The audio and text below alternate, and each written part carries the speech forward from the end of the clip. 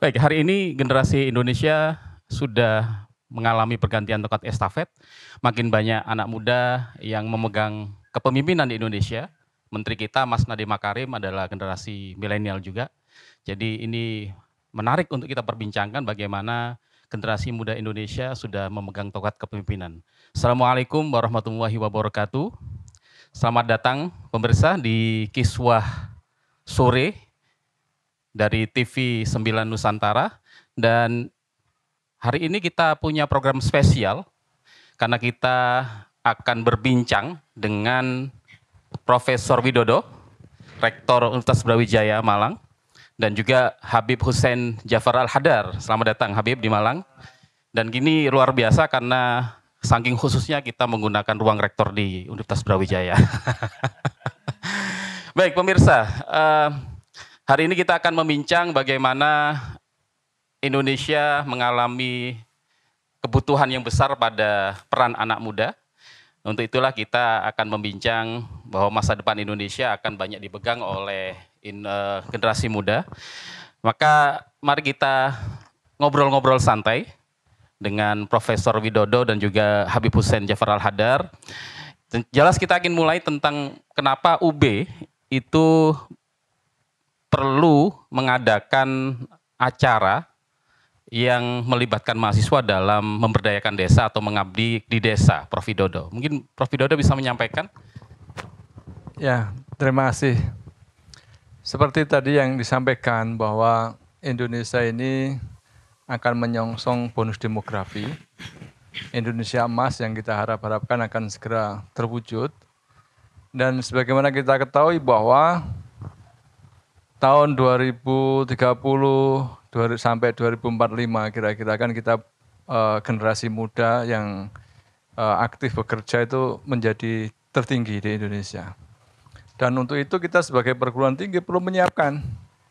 Dan yang waktu itu akan menjadi pimpinan kira-kira sekarang statusnya mahasiswa. Nah untuk itu kita menyiapkan mahasiswa-mahasiswa kita sebagai nanti akan menjadi leader pengembangan Indonesia, memimpin masyarakat, itu harus memahami betul tentang kebutuhan masyarakat. Jadi salah satu tujuan terpenting dalam kegiatan kita mengajak mahasiswa untuk turun ke desa, itu adalah membekali mahasiswa itu sendiri. Ya, agar kompetensinya nanti ketika jadi pemimpin sudah lengkap. Kemampuan secara teoritis di akademik, di organisasi ada di kampus, tetapi bagaimana memahami apa yang terjadi di masyarakat secara langsung, kebutuhan masyarakat, itu juga mereka harus tahu secara detail, melihat, merasakan. Karena untuk memahami itu tidak cukup membaca, tetapi harus merasakan terlibat dalam suatu komunitas yang real di masyarakat. Dan tentu nanti mahasiswa kita harapkan bisa banyak belajar, karena di masyarakat tuh banyak sekali nilai-nilai, banyak sekali kearifan lokal, tradisi-tradisi, kebudayaan yang itu kadang-kadang tidak ada di buku. Ya, sehingga itu sebagai faktor pelengkap agar mahasiswa kita, calon pemimpin masa depan Indonesia memahami betul apa yang ada di masyarakat. Saya kira itu. Menarik, Prof. Widodo tadi menyampaikan bahwa mahasiswa tidak hanya perlu dapat ilmu dari kelas, ya, karena ada ujaran Jawa bilang ngelmu, ngelakoni nganti laku. Maka jadi pemimpin juga harus siap menghadapi kenyataan, termasuk di desa. Karena banyak mahasiswa UB itu juga sekarang demografinya berubah, Bib. Banyak dari kota, bahkan Jabodetabek itu hampir 50% sekarang. Sehingga banyak bahasa Jakarta juga masuk di Brawijaya ini, agak berkurang bahasa Jawa ini.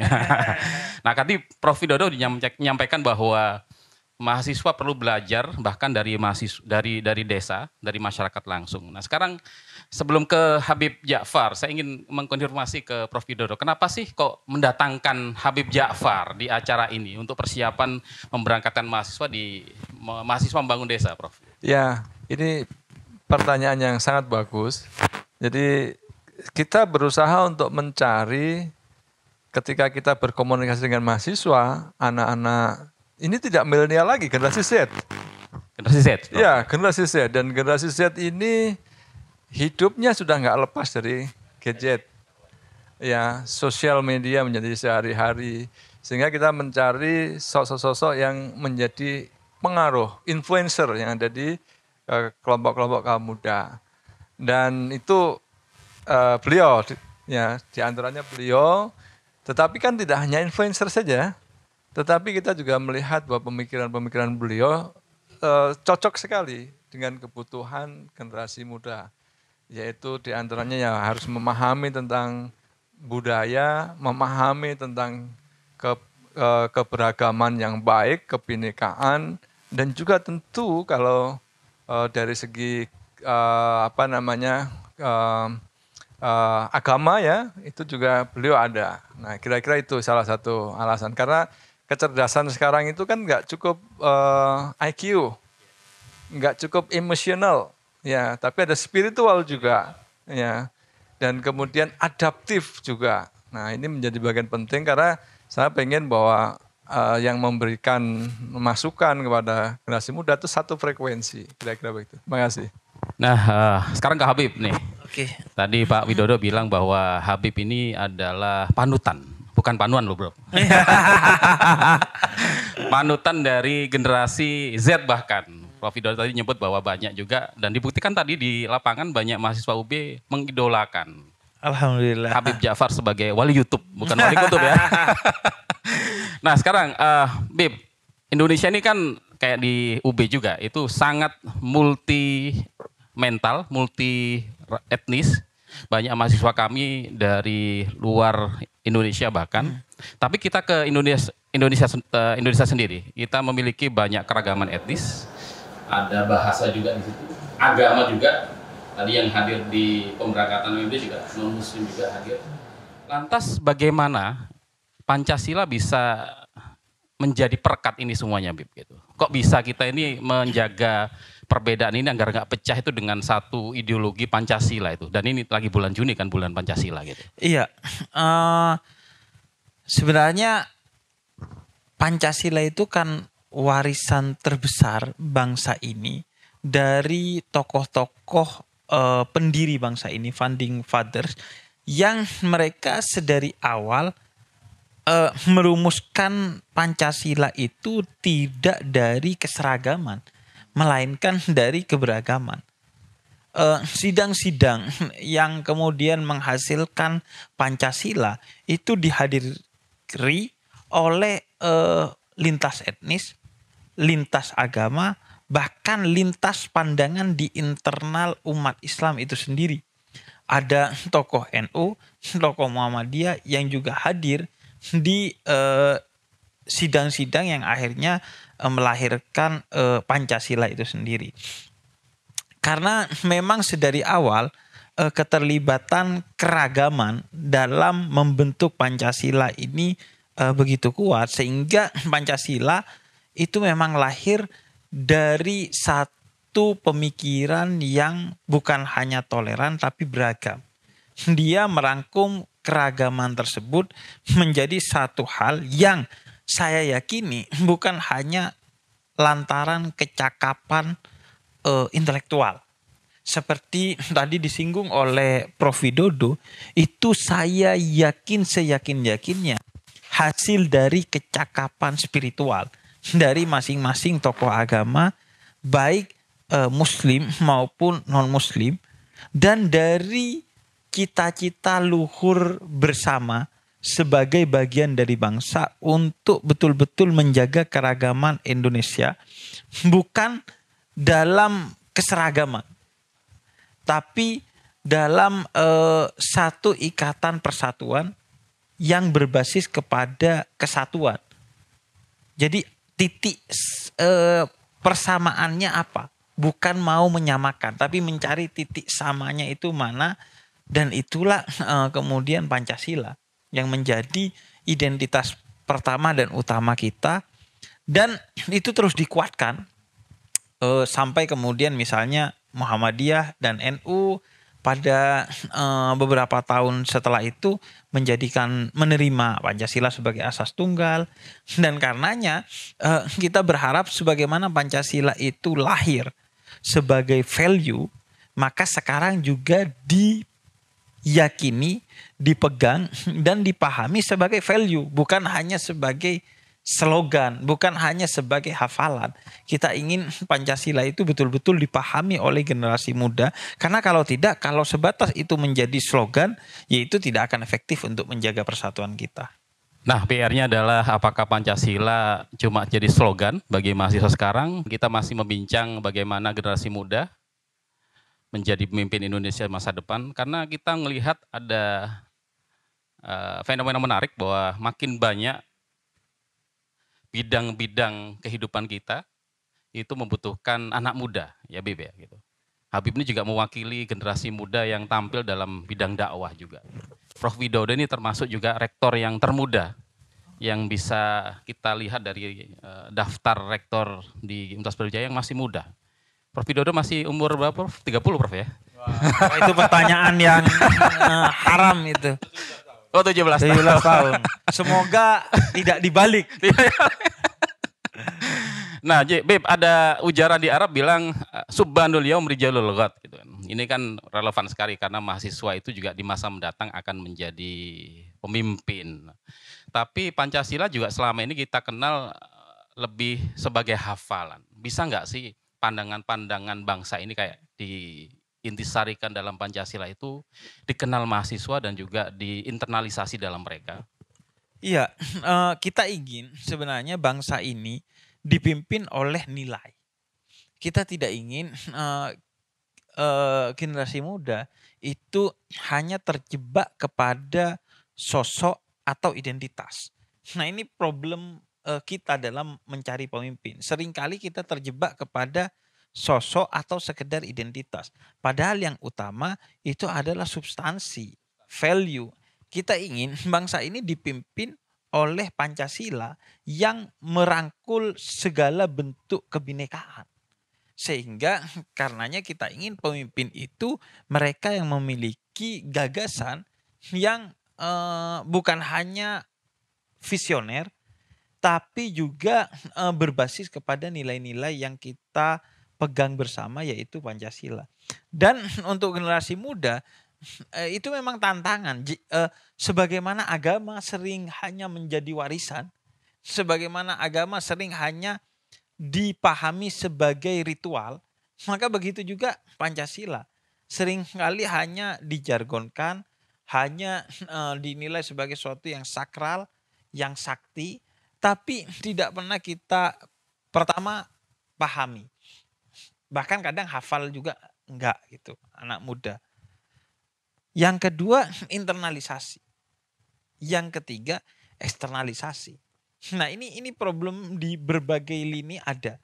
Pertama, di memahami. Pemahamannya masih minim tentang bagaimana sejarah Pancasila, bagaimana konteks lahirnya Pancasila, apa nilai-nilai yang diinginkan oleh Pancasila dan lain sebagainya. Kemudian yang kedua, internalisasinya ke dalam diri. Bagaimana kita menjadi generasi yang Pancasilais gitu. Generasi Pancasilais itu kan ya generasi yang betul-betul mengedepankan kepentingan bangsa di atas kepentingan pribadi. Dia betul-betul berketuhanan misalnya, yang artinya dia memiliki sifat rahmat, penuh cinta kepada siapapun, bukan hanya kawan, kepada lawan dan lain sebagainya. Nah, kemudian yang ketiga, tantangan pada eksternalisasi.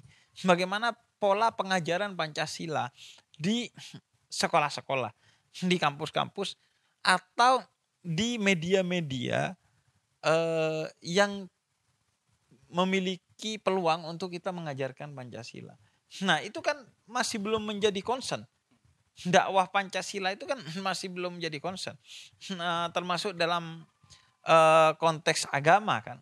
Sekarang kita sudah memiliki kesadaran untuk dakwah ekologi misalnya. Dakwah mental. Tapi mendakwahkan Pancasila. kepada masyarakat dengan, nah ini yang juga paling penting, dengan tantangan yang sesuai pada generasi milenial bahkan Gen Z. Nah kadang Pancasila ini dieksternalisasi, diajarkan dengan pola P4 misalnya kalau zaman dulu. Ya iya, kalau kata orang ngalam ramasok kan. Iya, nggak bisa generasi milenial, generasi Z itu diajarkan Pancasila dengan pola penataran itu ya nggak mungkin. Mereka itu seringkali belajar tentang tuntunan melalui tontonan. Nah, bagaimana kemudian mengemas itu? Saya rasa itu tantangan bukan utamanya di pemerintah, tapi di kita. Kenapa saya sebut di kita? Karena kalau nilai-nilai Pancasila itu tercerabut dari kita, jangankan untuk beribadah, jangankan untuk mencari ilmu, untuk sekedar hidup aja susah. Berapa banyak negara-negara di Eropa sekarang, di Asia, misalnya Rusia dan Ukraina, di Timur Tengah, negara-negara Arab yang terjebak dalam konflik karena kegagalan mereka mengelola keragaman, sehingga jangankan buat ibadah atau sekolah ya, hidup aja susah di sana. Nah, saya ingin ngasih contoh misalnya Afghanistan. Itu terjebak dalam konflik lantaran perbedaan 7 suku. Nah, di Indonesia 7 itu bukan jumlah suku. Jumlah suku itu di Indonesia ratusan. Bahkan ribuan. 7 itu jumlah menyebut martabak manis di Indonesia itu. Ada yang bilang terang bulan, ada yang bilang kue Bandung, ada yang bilang martabak manis. Bayangkan kalau ini tidak bisa kita jaga dengan baik melalui nilai-nilai Pancasila, itu akan menjadi ancaman. Dan tantangannya saya rasa bagaimana menjelaskan Pancasila kepada generasi milenial dan Gen Z. Yang tidak mesti dengan paparan, tapi bisa melalui animasi, film, kemudian komedi, musik, dan lain sebagainya gitu. Masih soal Pancasila dan keragaman, Prof. Widodo. Jadi kalau kita melihat Brawijaya juga punya tugas untuk membekalkan mahasiswa, calon pemimpin Indonesia masa depan untuk siap menghadapi keragaman. Lantas mengirim mereka ke desa ini ada relevansinya nggak, Prof, dengan tugas besar itu? Ya, sebelum saya jawab itu, ada sebuah fenomena saya kira di masyarakat. Banyak hal tadi saya sepakat dengan Habib bahwa intinya adalah value. Ya, value, nilai ini yang harus ditanamkan dan harus menjadi landasan untuk setiap kebijakan sebenarnya. Dan sekarang ini untuk menanamkan value memang berbeda dengan dulu.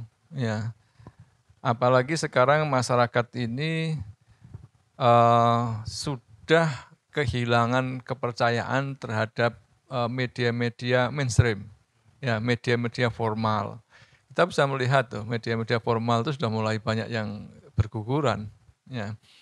Dan mereka lebih percaya apa yang ada di sosial media. Dan ada sebuah kecenderungan saya melihat masyarakat kita itu apa yang disebut benar itu adalah sesuatu yang dia peroleh dan make sense dengan yang dipikirkan. Itu dianggap sebuah kebenaran. Nah, segala sesuatu yang sifatnya make sense di kepala itu belum tentu benar. Hoax pun ketika dibikin rasional, seakan-akan menjadi betul. Nah, ini adalah hal yang sangat serius saya kira, bagaimana masyarakat kita mulai bergeser ke arah situ. Nah, dan ini tantangan terbesar kita, dan kalau itu terjadi juga di generasi muda yang mana mahasiswa ini harapannya akan nanti jadi pemimpin yang ada di masyarakat kan berbahaya. Nah, sehingga kita mencoba sebenarnya kegiatan-kegiatan yang ada di kampus ya melalui perkuliahan langsung maupun tidak langsung itu ada pendekatan-pendekatan bagaimana kita mengajarkan tentang kebineka tunggal ikaan, keberagaman ya. Keindonesiaan itu menjadi bagian penting. Dan saya kira kita sudah bikin wadah dan bahkan kita sudah membuat peraturan bahwa setiap unit aktivitas mahasiswa itu harus ada pelatihan-pelatihan keberagaman Ya, di antaranya seperti itu. Dan kita aktif terus ke situ. Dan kegiatan terhadap mahasiswa terhadap MMD ini juga menjadi bagian itu. Dan bahkan kita sebelumnya ada salah satu pusat studi ya itu mengadakan kajian ya, camping ya, camp tentang keberagaman kepada mahasiswa. Dan kita berharap bahwa dengan mahasiswa tadi turun ke desa bersama-sama, di situ pasti ada interaksi antara mahasiswa itu sendiri. Dan mahasiswa yang berinteraksi secara langsung dalam satu desa pasti beda fakultas, beda bisa jadi beda suku, ya, bisa jadi beda agama. Bagaimana keberagaman itu kemudian menjadi sebuah tim yang solid, saling mengerti satu dengan yang lain untuk menyelesaikan sebuah problem yang ada di desa secara bersama-sama. Itu diantaranya seperti itu. Baik Prof, kita bahas lebih lanjut nanti keberagaman di desa. Kita masih bahas tentang keragaman dan kesiapan anak muda menghadapi keragaman, Prof Widodo. Sebelum saya ke Bib Ja'far tadi. Lantas apa hubungannya Prof kita mengajak mahasiswa ke desa, terus menyiapkan mereka juga pada keragaman gitu. Apakah nanti ketemu keragaman di desa itu Prof? Iya, saya kira kalau membentuk tim dari berbagai disiplin ilmu, ada perbedaan suku, etnik, dan kemudian religi, sama-sama membentuk satu program kerja yang kemudian ada di desa. Dan di desa itu sifatnya majemuk. Kecenderungan di desa-desa ini kan kebetulan kita turunkan di Jawa Timur, dan di Jawa Timur itu relatif majemuk. Dan di desa itu setiap desa rata-rata memiliki budayanya, memiliki local wisdomnya. Dan local wisdom ini belum tentu sama dengan apa yang sekarang mahasiswa persepsikan kan gitu. Apa yang mahasiswa sekarang rasakan karena mereka hidup sudah beberapa tahun paling nggak hidup di sekitar Malang. Nah, bagaimana kemudian kita mencoba membuka mahasiswa, cara berpikir mahasiswa terhadap sebuah realita yang ada di masyarakat yang tentu di situ ada sebuah kemajemukan. Entah itu dari segi cara pandang, sosialnya, ekonominya, ya, pendidikannya juga beragam. Ini menjadi hal yang penting untuk membekali mahasiswa calon pemimpin Indonesia memahami bahwa masyarakat kita majemuk dan harus bisa membangun dengan kemajemukan tersebut. Kira-kira begitu. Sekarang ke Bib Ja'far nih. Tadi Bib Ja'far juga menyatakan mahasiswa itu juga harus cakap secara spiritual, punya adab juga gitu. Nah, sekarang sebenarnya ada nggak tuntunan Nabi untuk membekalkan generasi muda ini agar siap menjadi pemimpin masa depan, tapi juga siap menghadapi keberagaman Indonesia nanti itu? Iya, pertama bahwa Nabi itu diutus pertama dan utama sebagai teladan. Sehingga internalisasi nilai itu menjadi poin utama bagi Nabi. Karenanya Nabi itu diutus sebagai suri tauladan yang baik bagi kita. Nah, kita ingin mahasiswa itu kemudian melakukan perubahan utamanya kepada dirinya sendiri. Nah, karena ada orang ketika umur 20 tahun dia ingin mengubah dunia, sampai umur 30 tahun dunia gak berubah. Ya udah dia mau ngubah negaranya aja lah. Sampai umur 40 tahun negaranya gak berubah. Ya udah mau ngubah kotanya aja lah. Sampai umur 50 tahun kotanya juga gak berubah. Ya udah mau ngubah dirinya sendiri aja. Baru 2 tahun dia berubah dan akhirnya dia menjadi inspirasi perubahan bagi kampungnya, kotanya, negaranya, bahkan dunia. Kita ingin itu yang terjadi. Generasi muda, Gen Z ataupun generasi milenial yang sekarang menjadi mahasiswa dan mahasiswi, khususnya di Universitas Brawijaya, itu mengawali perubahan itu pada dirinya sendiri sebagaimana yang diajarkan oleh Nabi. Dan mereka bukan hanya menerima keragaman, tapi melihat keragaman itu sebagai rahmat, sebagai belas kasih yang Tuhan berikan kepada kita. Karena gini, berbeda itu bukan berarti salah satunya salah. Orang yang melihat gajah dari depan, dia akan berkata gajah itu hewan besar yang belalainya panjang. Orang yang melihat gajah dari belakang, enggak, gajah itu hewan besar yang ekornya panjang. Beda, tapi gak ada yang salah. Itu soal perspektif aja. Belum lagi perbedaan itu indah. Nada itu tercipta karena beda. Keindahan musik itu karena perbedaan. Kemudian beda itu saling melengkapi satu sama lain. Seperti puzzle. Bahkan kata Jalaluddin Rumi, kebenaran itu seperti cermin yang dilempar oleh Tuhan dari langit dan jatuh ke bumi. Masing-masing pegang pecahannya. Makin kamu bergabung dengan yang lainnya, makin utuh kebenaran itu kamu pahami. Nah, itu yang dilakukan oleh Nabi ketika beliau menjadi pemimpin Madinah. Ketika beliau menjadi pemimpin Madinah, beliau tidak dipilih karena sosoknya. Bukan karena mayoritas orang Madinah itu muhajirin dan ansor, yaitu pengikut Nabi. Tidak, beliau dipilih karena lagi-lagi value-nya. Beliau dipercaya sebagai seorang yang al-amin. Dapat dipercaya untuk mengemban amanat kepemimpinan itu sendiri.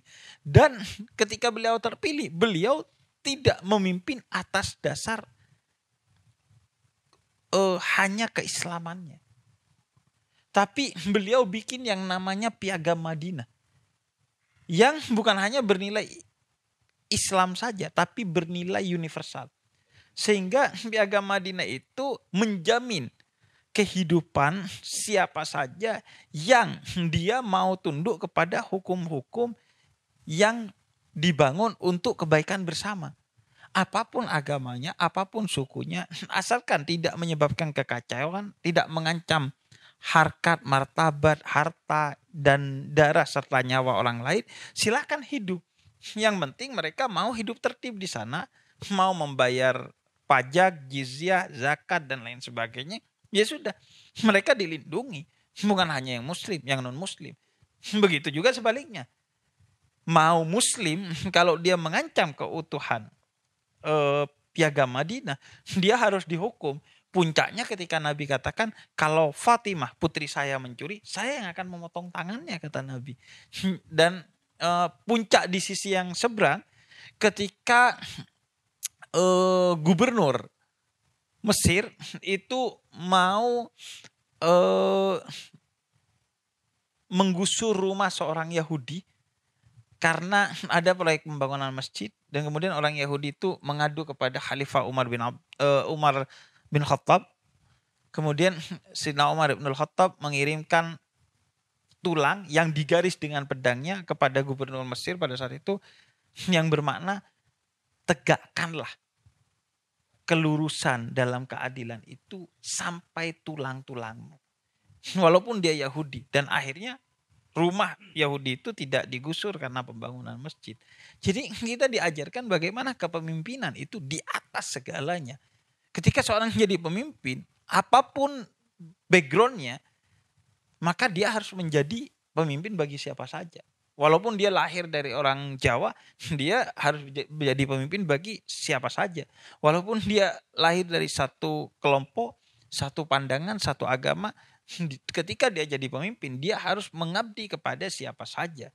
Seperti Prof. Widodo ketika menjadi rektor, ya udah kita ngobrol-ngobrol bagaimana beliau mengayomi siapapun, bahkan membuka diri terhadap aspirasi-aspirasi yang masuk.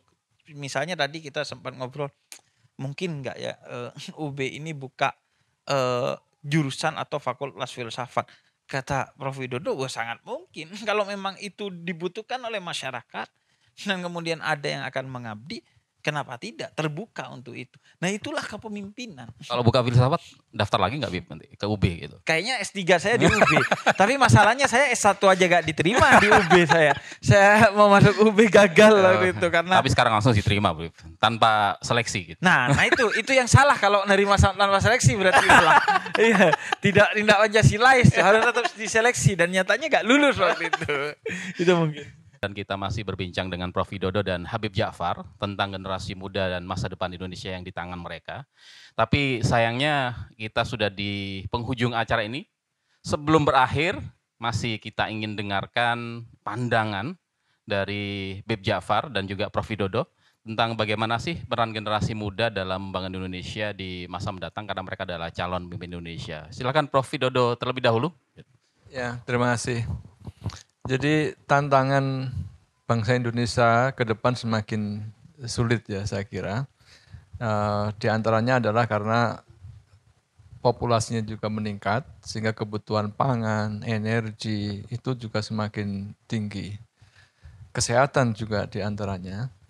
Dan sehingga memerlukan generasi-generasi muda itu untuk lebih aktif, ya mengembangkan diri, tidak hanya memiliki mindset lokal, tetapi juga mindset global. Tidak hanya mementingkan diri sendiri, tetapi juga harus berkontribusi kepada masyarakat. Dan di antaranya adalah bagaimana mahasiswa ini kita bekali atau harus belajar tentang entrepreneurs dan juga memahami tentang keragaman, kebinekaan, kemudian juga mindsetnya juga tidak harus lokal tetapi juga harus mindset global dan juga harus terlibat aktif mengembangkan diri sebagai bagian dari penduduk dunia. Tidak hanya cukup penduduk Indonesia, tapi penduduk dunia. Dan tentu kita sangat berharap pada generasi muda untuk menyiapkan diri menjadi pemimpin masa depan, tidak hanya pemimpin masa depan di Indonesia, tetapi juga pemimpin global. Karena harapannya dari Indonesia, dari filosofi, dari wisdom yang ada di bangsa Indonesia ini bisa digunakan transformasi jadi peradaban dunia. Terima kasih. Terima kasih Prof. Widodo. Jadi UB bersiap untuk mencetak pemimpin tidak hanya di level lokal, tapi nasional dan global gitu. Nah sekarang ke Habib Ja'far, ada pesan Habib untuk kemudian generasi muda menyiapkan diri lebih baik menghadapi tantangan di masa depan, jadi pemimpin juga. Ya, itulah alasan kenapa saya kemudian berdakwah ke khususnya generasi muda. Yang jumlahnya itu sekarang saja 64%. Itu yang disebut dengan bonus demografi sampai 2045. Yang akan menentukan arah satu bangsa. Ada yang berhasil seperti Korea Selatan, ada yang gagal seperti Afrika Selatan. Nah, kita akan menjadi apa? Atau kita akan menjadi Jaksel di Jakarta Selatan nanti. Iya, teman-teman selatannya. Itu tantangan kita dan ini adalah titik penentu yang sangat strategis dan signifikan bagi satu bangsa. Untuk satu abad ke depan bahkan.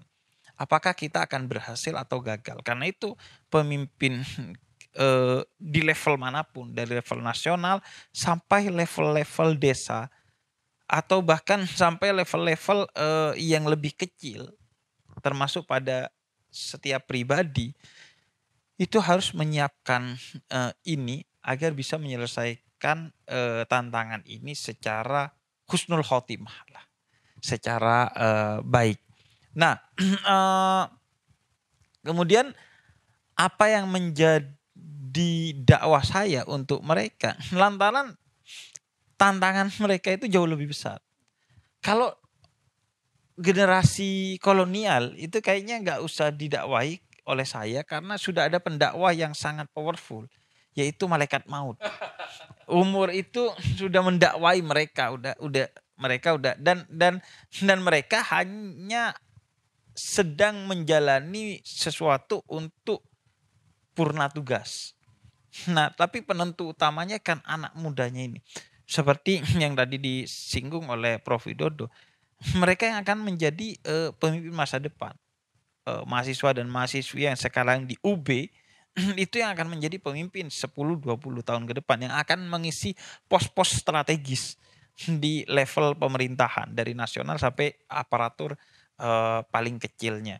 Nah, tantangannya kalau dalam perspektif Islam, anak muda itu punya yang namanya sofwah kata Nabi. Iya, kecenderungan kepada hal-hal yang sifatnya rendahan. Dan tantangannya saya rasa dua hal. Pertama adalah jahiliyah, kebodohan. Jadi banyak generasi muda yang tidak lagi menganggap kepintaran itu sebagai kemewahan. Nggak perlu pintar lah. Toh ada AI, ada kalkulator, ada Google, ada semualah yang mereka kemudian mengsimplifikasi dan mereduksi yang namanya kepintaran. Atau bahkan kepintaran dianggap betul-betul bukan sesuatu yang penting bagi mereka. Sehingga kemudian kebodohan itulah yang akan menjadi bencana bagi mereka. Yang kedua adalah egoisme. Nafsu itu. Sehingga kata Nabi, jihadul akbar, jihad terbesar adalah jihadun nafs. Jihad melawan nafsu yang output terbesarnya adalah egoisme. Nah, itu kemudian yang juga kelihatan pada generasi muda sekarang. Bagaimana mereka menjadi generasi yang menutup diri terhadap perbedaan. Kalau di media sosial echo chamber, mencari pembenaran bukan kebenaran. Jadi ruang dengung. Iya, apa yang digaungkan terus menerus, yang dia dengar terus menerus dianggap itu satu kebenaran. Sehingga eranya pada era post-truth, pasca kebenaran. Nggak penting lagi benar, yang penting saya suka, like and dislike. Kemudian pola hidup yang hedonis dan materialistik, yang mementingkan gengsi dalam membeli segala sesuatu ketimbang fungsi. Generasi yang anarkis, generasi yang populis, yang mengagung-agungkan followers, centang biru dan lain sebagainya. Padahal Nabi Nuh juga kayaknya gak centang biru karena pengikutnya cuma 73. Padahal 950 tahun itu berdakwah. Jadi Tapi Jeda nulis sudah berapa followernya, Bib? Nah, kalau Jeda nulis sudah yang jelas lebih banyak dari TV 9 Nusantara lah ya. Saya agak enak ya yang mau nyebut. Jadi saya rasa itu tantangan generasi muda. Bagaimana mereka melihat tanggung jawab itu ada pada mereka sejak muda. Tidak menganggap masa muda itu ya udah masa buat maksiat, masa buat happy-happy, hura-hura, atau kalau mau jadi pemimpin nanti. Enggak. Kita ingin juga kepemimpinan itu dipupuk sedari awal. Sehingga kita mendapatkan kualitas pemimpin yang tidak karbitan. Nah itulah pentingnya kemudian kepemimpinan anak muda. Dan saya ingin juga menggarisbawahi bahwa kepemimpinan itu tidak hanya bersifat kepemimpinan politik. Tapi kepemimpinan sosial, kepemimpinan agama, kepemimpinan kebudayaan, kepemimpinan akademik, dan lain sebagainya. Itu harus betul-betul diisi. Tidak semua harus berada pada satu skop kepemimpinan. Sehingga semua berlomba-lomba di sana. Karena itu man arafa nafsa faqad arafa rabbah. Siapa yang mengetahui dirinya, dia mengetahui Tuhannya. Tugas generasi muda adalah bercermin. Udah sih bercermin tiap pagi, tapi benahin alisnya, benahin rambutnya, benahin kacamatanya. Tapi tidak pernah mencerminkan pikiran dan hatinya. Saya ini siapa dan harus seperti apa dan mengisi pos apa di masa depan. Apa potensi yang Tuhan berikan gift kepada saya untuk kemudian saya aktualisasikan sebagai bentuk kebermanfaatan kepada orang lain. Karena kata Nabi, khairun nas anfa'um linnas. Sebaik-baiknya manusia adalah yang bermanfaat bagi orang lain. Nah itu yang terpenting. Anak muda sekarang rajin bercermin tapi fisiknya, pikiran dan hatinya enggak. Sehingga bahkan dia gak tahu harus jadi apa. Sehingga dia nonton ini pengen jadi ini, nonton itu pengen jadi itu. Akhirnya kalau jadi ini berarti keren, kalau jadi itu berarti gak keren. Misal bisa berkaca lebih dalam lagi. Ya, mereka butuh the real healing. Healing sih kita udah, tapi bikin pusing akhirnya. Karena healingnya itu yang dikritik oleh kalau dalam filsafat sekolah Frankfurt. Bahwa mereka itu jalan-jalan misalnya healing, traveling, tapi gak sublim. Cuman ya hahaha aja. Gak jeda dari kebisingan untuk menyadari kebisingan yang saya jalani setiap hari ini sudah visioner, sudah sesuai dengan nilai saya, sudah sesuai dengan potensi saya apa enggak. Nah, mereka itu gak punya kesempatan itu. Baru bengong dikit, mau merenung dikit, buka HP. Baru mau merenung sedikit, pergi kafe. Kesendirian itu dianggap kesepian, dianggap buruk, sehingga harus dihindari. Iya, padahal Nabi Muhammad menyendiri di Gua Hira. Nabi Musa menyendiri di Bukit Tursina. Kemudian orang-orang besar selalu menyendiri. Bahkan kata Bunda Teresa, Tuhan bersemayam dalam kesendirian. Nah, kita itu anti kesendirian sekarang. Nggak mau sendiri. Baru sendiri sebentar buka HP. Sendiri sebentar ke kafe. Nah, makanya yaitu kita butuh merenungkan diri sendiri. Di mana potensi kita. Dan harus berdiri di mana. Jangan salah mendeteksi dan jangan salah berdiri. Salah mendeteksi repot, salah berdiri lebih repot juga. Akhirnya mereka ya mungkin jadi rektor, mungkin jadi pemimpin, mungkin jadi tokoh agama, tapi potensinya gak di sana sehingga gak memberikan banyak perubahan dan dianya pun gak seneng, stres karena bukan potensinya di sana. Itu mungkin. Wah, luar biasa. Dua sumber ini sudah memberikan pesan yang sangat kuat. Kalau UB punya tugas untuk menyiapkan calon pemimpin bangsa dengan pandangan yang ramah pada kondisi lokal, nasional, dan siap menjadi pemimpin global, tapi juga pesan dari Bib Ja'far bahwa mahasiswa atau calon pemimpin bangsa di masa depannya juga harus melihat ke dirinya, harus menipiskan egonya, siap juga untuk mengambil tanggung jawab, dan dia jangan lupa untuk selalu menyendiri, melihat, dan mengevaluasi dirinya sendiri. Saya rasa ini adalah kita di akhir ujung acara ini. Dan saya mohon maaf, saya Yusli Effendi, mohon maaf atas kurang lebihnya. Terima kasih. Assalamualaikum warahmatullahi wabarakatuh.